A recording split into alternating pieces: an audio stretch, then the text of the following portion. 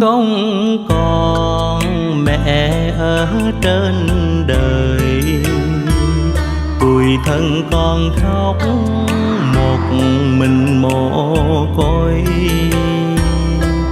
Không còn bóng mẹ giàu ra, nhà trên bếp dưới giường sao cũng buồn.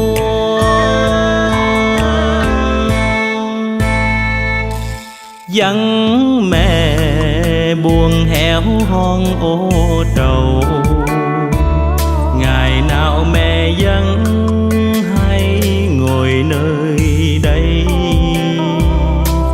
Ngoại trầu mẹ hỏi đâu thằng hai, thằng Tư con sao có về chiều